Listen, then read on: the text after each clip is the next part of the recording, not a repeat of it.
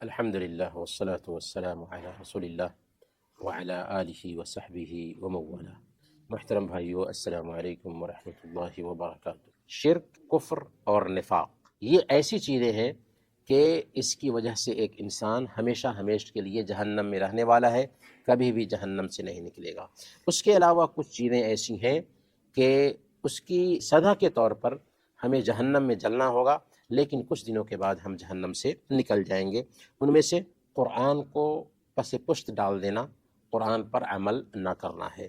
صحیح ابن حبان کی روایت ہے، اللہ کے نبی صلی اللہ علیہ وسلم نے ارشاد فرمایا، القرآن شافع مشفع وماحل مصدق۔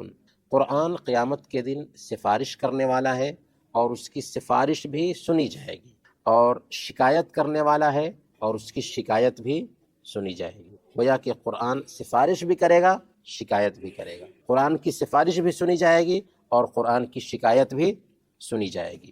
من جعلہ امامہ قادہ الی الجنہ، جس نے قرآن کو اپنا رہنما بنایا، یہ قرآن اس کو جنت کی طرف لے جائے گا۔ ومن جعلہ خلف ظہرہ ساقہ الی النار، اور جس نے اس قرآن کو پس پشت ڈال دیا، اپنی پیٹھ کے پیچھے ڈال دیا، تو یہی قرآن اس کو جہنم میں لے جائے گا۔ کیسے؟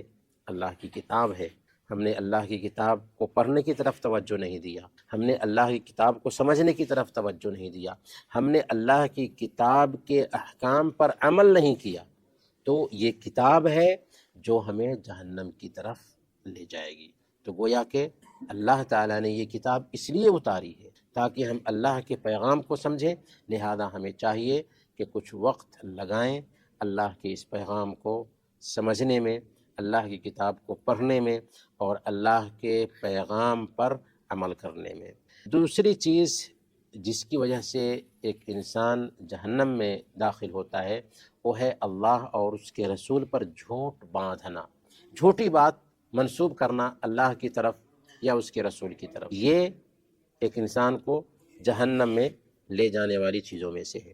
صحیح بخاری اور صحیح مسلم کی روایت ہے، اللہ کے نبی صلی اللہ علیہ وسلم نے ارشاد فرمایا، من کذب علی متعمدا فلیتبوأ مقعدہ من النار، جس نے میرے اوپر جان بوجھ کر کے جھوٹ بولا، وہ اپنا ٹھکانہ جہنم بنا لے۔ آج سوشل میڈیا کے زمانے میں جھوٹ یوں بھی ہم پھیلاتے ہیں کہ کوئی بات ہم تک پہنچی، ہم نے اس کی تحقیق نہیں کی اور فوراً دین کی بات سمجھ کر کے اسے فارورڈ کر دیا، حالانکہ وہ بات صحیح نہیں تھی، وہ بات آتھینٹک نہیں تھی۔ تو یہ سبب بھی کبھی کبھار ہمارے لیے بن سکتا ہے کہ ہم اللہ اور اس کے رسول کے اوپر جھوٹ باندھنے والے بنیں۔ تو لہٰذا ہمیں کوئی بھی بات اگر شیئر کرنی ہے تو پہلے تحقیق کر لیں کہ کیا واقعی یہ بات جو ہم شیئر کر رہے ہیں اللہ اور اس کے رسول سے ثابت ہے یا نہیں۔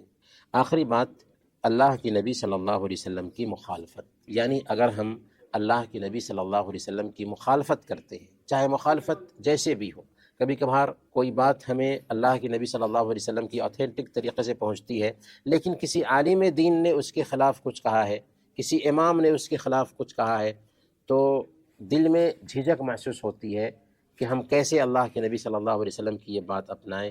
بہت خطرے کی گھنٹی ہے۔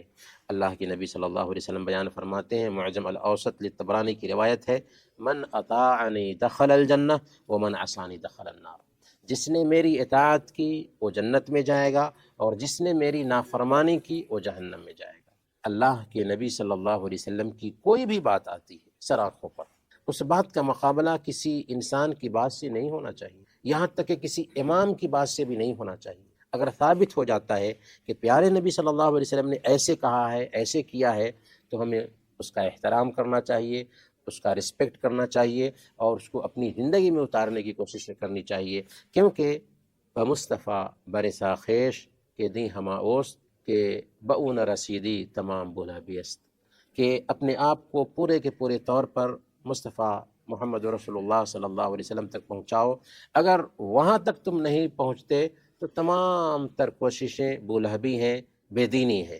لہذا ہمیں چاہیے کہ پیارے نبی صلی اللہ علیہ وسلم کو اپنا آئیڈیل بنائیں، نمونہ بنائیں، کیونکہ ان کی اطاعت میں جنت ہے، ان کی نافرمانی جہنم میں لے جانے کا سبب بنتی ہے۔ اللہ تعالیٰ سے دعا ہے کہ اللہ تعالیٰ ہم سب کو جہنم میں لے جانے والے اسباب سے بچائے اور جنت میں داخل کرے. آمین. وصلی اللہ علی نبینا محمد وعلی آلہ وصحبہ.